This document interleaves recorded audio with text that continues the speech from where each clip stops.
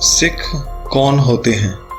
अगर आप इसको सिख समझ रहे हैं तो गलत है, क्योंकि सिख शराब या किसी भी तरह का नशा नहीं करता। अगर आप इसे सिख समझ रहे हैं तो आप फिर गलत हैं, क्योंकि सिख पंथ में दाढ़ी को इस तरह काटा नहीं जाता। और अगर आप इसे सिख समझ रहे हैं तो आप फिर से गलत हैं, क्योंकि सिख मूर्तियों के आगे माथा नहीं टेकता। मैं ये आपको केवल इसलिए बता रहा हूँ क्योंकि कुछ साउथ और विदेशी लोग समझते हैं कि सिख यही हैं जो बंदूकें रख के बदमाशी करते हैं, जो गानों में दिखाते हैं कि वो लड़कियों को छेड़ते हैं, दारू पीते हैं, नशा करते हैं। तो इसी बात को क्लियर करने के लिए ये वीडियो बनाया है। तो आइए मिलकर जानते हैं कि सिख कौन होते हैं। सिख की सबसे पहली पहचान यह होती है कि वो एक रब पर विश्वास करता है। उस रब, प्रभु, अल्लाह, वाहिगुरु के कई नाम हैं। सिख को सभी नाम प्यारे लगते हैं।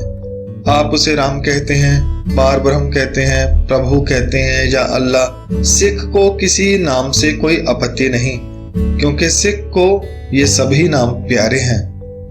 सिख की पहली पहचान है कि वो एक रब पर विश्वास करता है जो सबके अंदर है और हर तरफ हर जगह मौजूद है। दूसरी बात, सिख औरत भी हो सकती है और मर्द भी, कोई भी हो सकता है। अगर सिख मर्द है तो उसके नाम के पीछे सिंह लगता है, अगर औरत है तो उसके नाम के पीछे कौर लगता है। ये उसकी दूसरी पहचान है। उसका पहरावा यानी उसका बाना भी उसकी खास पहचान है। औरत हो या मर्द, दोनों ही यह पहरावा अमृतपान करने के बाद पहनते हैं। दोनों सिर पर दस्तार सजाते हैं, केश नहीं कटवाते हैं, वह किसी तरह का नशा नहीं करते हैं और उनकी जो पहनी हुई तलवार है वो केवल मजलूम को बचाने और खुद की रक्षा के लिए होती है, ना कि किसी से फालतू झगड़ा या बदमाशी करने के लिए। इन बातों का भी आप ध्यान रख सकते हैं। इसके साथ ही मैं बता दूं कि कई बार जो मैंने बताया कि उनका पहरावा ये होता है।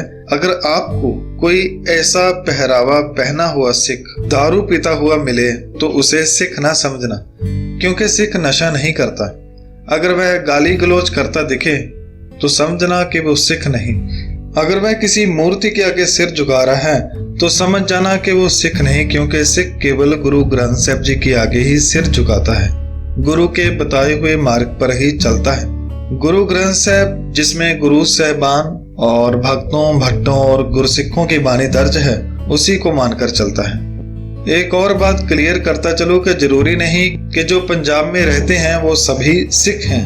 पंजाब में भी बाकी राज्यों की तरह हर धर्म वाला यानी हिंदू, मुस्लिम, सिख, ईसाई इंसान सभी रहते हैं।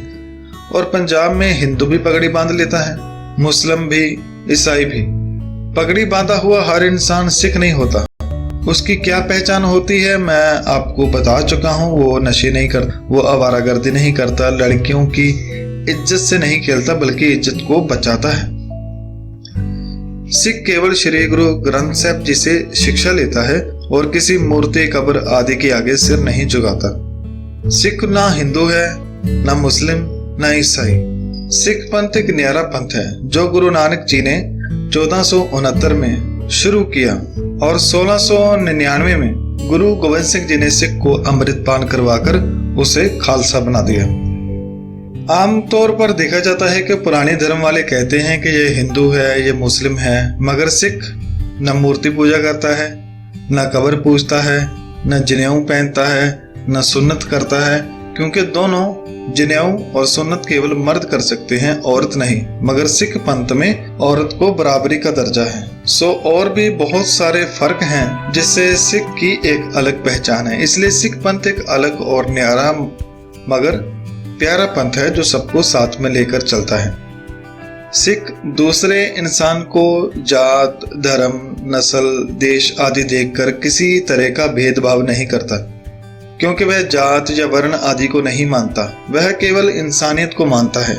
इसलिए सिख को जहां भी मौका मिलता है वहीं सेवा में लग जाता है। और इसके साथ ही सिख छूत-छात नहीं मानता, ना कि जंतर तंत्र मानता है। सिख शगन, अपशगन, श्राद्ध, पितृ, मुहूर्त, ग्रह राशि आदि भी नहीं मानता। और सूतक पातक, होम या यज्ञ आदि करना, किसी तरह का व्रत आदि भी सिख नहीं रखता। और ना ही कोई धागा तवीज पहनता है। और ना ही उनको मानता है। सिख केवल वही जिंदगी जीता है जो कुदरत जी रही है। सिख पंथ में स्त्री और मर्द दोनों के हक बराबर हैं। सिख पंथ में जो मर्द कर सकता है वो स्त्री भी कर सकती है। वो पाठ भी कर सकती है, गतका भी खेल सकती है, लंगर में सेवा भी कर सकती है, अर्थात हर काम वो कर सकती है, उसे कोई रोक टोक नहीं है। अगर सिख पंथ के धार्मिक स्थल गुरुद्वारों की बात करें तो वो सबके लिए खुला है, कोई भी आ जा सकता है। और एक सिख होने के नाते सिख वहां पर जाकर गुरु से शिक्षा लेता है, गुरु की वाणी को पढ़कर अपना जीवन व्यतीत करता है, लंगर में सेवा करके सीखता है कि किसी से भेदभाव किए बिना इस दुनिया में कैसे सेवा करनी है। और गुरुद्वारे से ही वो अपना नित्य नेम सीखता है और बाकी गतिविधियों में भी वो भाग लेता है। सिख का तो अर्थ ही है सीखना, अंत तक वह सीखता ही रहता है। और श्री गुरु ग्रंथ साहिब जी के अंदर इतने सारे खजाने छुपे हुए हैं, अगर हर रोज भी हम ढूंढते रहें तो भी खत्म नहीं होते।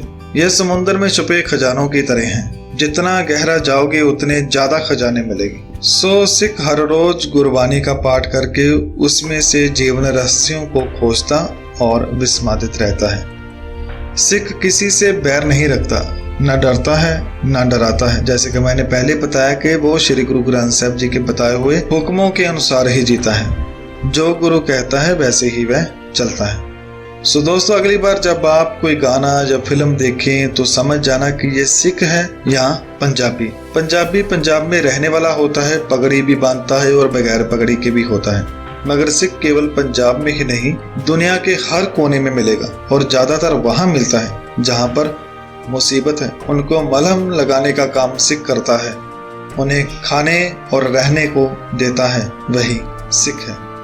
और अंत में नीचे दिए गए कमेंटों को जरूर पढ़ना, क्योंकि उसमें जो पॉइंट मैंने मिस कर दिए हैं उनके बारे में गुरबानी को मानने वाले सिख, जिसे गुरसिख और खालसा भी कहते हैं, वो आपको बताएंगे। सो अंत में आप सभी का धन्यवाद। इस पेज में जुड़े रहने के लिए शुक्रिया। वाहिगुरु जी का खालसा, वाहिगुरु जी की फतेह।